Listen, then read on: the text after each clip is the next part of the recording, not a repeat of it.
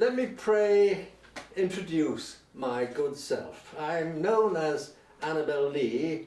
I'm the wife of the landlord here where we sit at the Old Street Tavern, you see. Yes, I'm known to all as Annabel Lee, and with you all I'm desperate to share the tale of a ghost I saw here one night, a really quite odd affair. I was ever seduced by tales of love, of romance I'm a fond devotee. I fall head over heels for the heroes there, while they, of course, fall for me. I'm particularly drawn to tales from the past, dashing heroes from history, who lay down their lives for fame and for love, adoring women, rather like me. But one man in particular quite captured my heart, known as Rupert of the Rhine, who stole the hearts of many a fair maid, and in dreams he sure stole mine. In the English Civil War he fought, adored by the men that he led. He fought for his uncle, King Charles I, who was inclined to lose his head. He triumphed in the battle fought at Powick Bridge, where his daring and flair won renown. And the rumour goes that on his way home, he dropped in on Ludlow town. For Rupert of beer was a famed connoisseur, and he knew his way round yeast and hops, and he'd heard that the ale at Old Street Tavern definitely came out the tops. Oh, I can see brave Rupert and his sturdy nag taking their ease right here, both sitting cross-legged on stools at the bar, each quaffing a pint of beer. And the rumour goes that his ghost has been spied on some frosty Shropshire nights, riding his horse at full gallop through the Old Street traffic lights.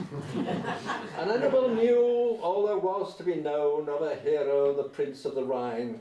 She set him up as a hero of hers in a fashion almost divine. She knew what he ate for breakfast when he rose from his bed each morn, who his father was, who his mother was, the very hour when a hero was born. She knew he was given to moods of despair or sudden elation, of the headaches he suffered from day to day, his persistent constipation.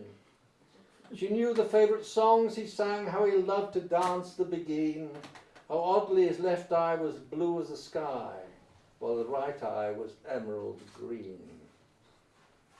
She knew the pet names of his horses and hounds, and she even took it upon her to call her pet poodle Ruperty Pons, expressly in his honour. A portrait of Rupert hung over her bed, on his head a hat of fine leather, festooned with his favourite fandangle, a flamboyant ostrich feather.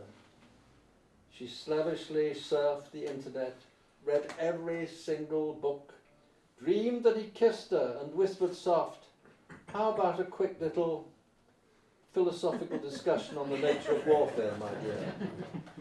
More than life she wished to give birth to a boy. Her barrenness caused her to grieve, and why she could not become pregnant, she could never quite conceive. Her husband Jack thought the fault was hers. Annabella thought the fault lay with him. She said, though his sperms were numerous enough, they had never learnt to swim. So against his will, she booked him straight in the sperm clinic in Shrewsbury, and though he demurred, he finally went, although most reluctantly. On the night Jack was away at the clinic, Annabel lay alone in her bed, reading Rupert's famous quotations and all the fine things that he'd said.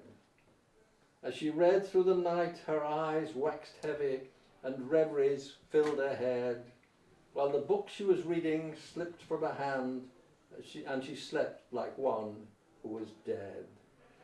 And as she was sleeping, an odd figure appeared, clad in armour and in leather, and on his head a fine hat adorned with a crimson ostrich feather. And she dreamed of a night of the wildest passion, till St. Lawrence's clock struck 4, and the shadow of Rupert waved a ghostly farewell before vanishing through the door.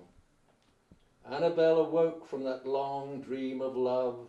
Her eyes stared about her room, felt her lovelorn heart still pounding with passion, a strange stirring deep in her womb. Her eyes caressed the sheets of her bed, where they had ghostly laid together, and her soft heart reeled when she saw at her side a crimson ostrich feather. When her husband Jack returned home that night, they shared anew love's soft, sweet sorrow, and the swimmers they swam like billy-ho, as though there were no tomorrow. 9 months later, the midwife cried, "Annabel, it's a boy, it's a boy!" And Jack and Annabel clutched their son, their hearts overflowing with joy.